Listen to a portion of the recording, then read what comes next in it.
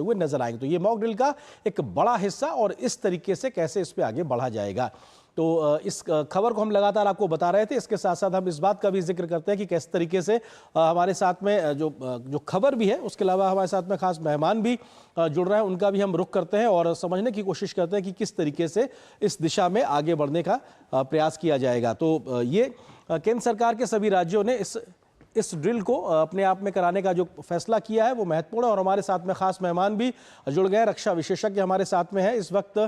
Sir, बहुत स्वागत है आपका हमारे साथ जुड़ने के लिए। मिस्टर कपूर, महत्वपूर्ण चीज़ यही आपसे समझना चाहते हैं, क्योंकि भारत सरकार ने या वायुसेना की ओर से कल युद्धाभ्यास की जो तैयारी की बात की गई है वो भी राजस्थान में पाकिस्तान की सीमा से लगती हुई, उसको लेकर जो नोटम जारी किया गया, ये हमारी रक्षा तैयारियों के लिहाज से कितना खास और अहम?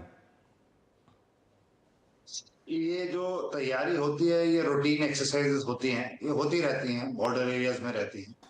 और ये जो आपने अभी कवर किया नोटैम का, ये जब भी कोई एक्सरसाइज होती है तो ये पूरे दुनिया को ये बताने के लिए बताया जाता है कि इतने बजे से इतने बजे तक इस एयर स्पेस में, इस कोऑर्डिनेट से इस कोऑर्डिनेट तक एयर स्पेस बंद रहेगी, ताकि कोई भी वायुयान या कोई भी जो एयर से मूव करने वाले अपने तैयारे हैं, चाहे वो हेलीकॉप्टर्स हों, चाहे वो ड्रोन्स हों, उनको सूचना मिलती है कि ये एरिया बंद है। अब ये जो कार्रवाई है ये रूटीनली होती रहती है, कभी समुद्र के ऊपर होती है, कभी ये गुजरात कोस्ट पे होती है, कभी ये लेह लद्दाख वाले एरिया में होती है, कभी ये पंजाब के एरिया में होती है।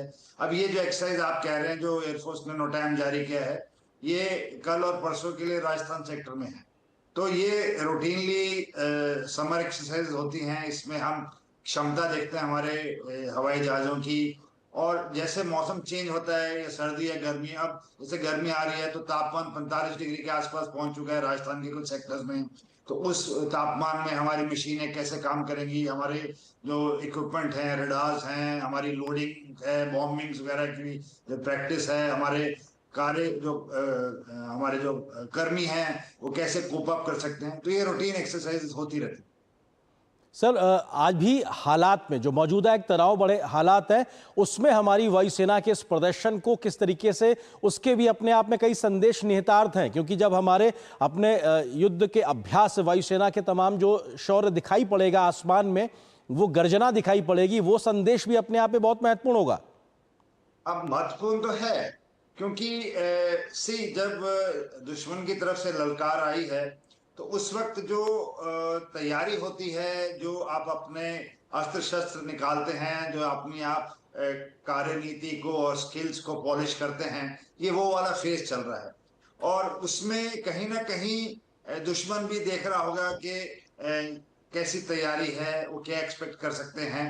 तो ये नॉर्मल है, मतलब हर कंट्री जो एक दूसरे से कॉन्फ्लिक्ट में आना चाहता है, ये अपना एक डाटा बैंक बनाता है टैक्टिक्स का और समझने का। तो वो भी देख रहे होंगे हमारी तरफ से कि किस तरह से हम ये एक्सरसाइज कर रहे हैं। बिल्कुल। और सर, एक चीज़ और, क्योंकि इस मौजूदा हालात में जब हम इस प्रकार की एक्सरसाइज लगातार कर रहे हैं, इससे पहले भी हमने देखा कि हमने अपनी रक्षा तैयारियों को लेकर कई फायर भी किए हैं, और हमने देखा किस प्रकार से हमारी मिसाइल फायर को लेकर हो या हमारे अन्य प्रकार की तैयारियों को लेकर हो।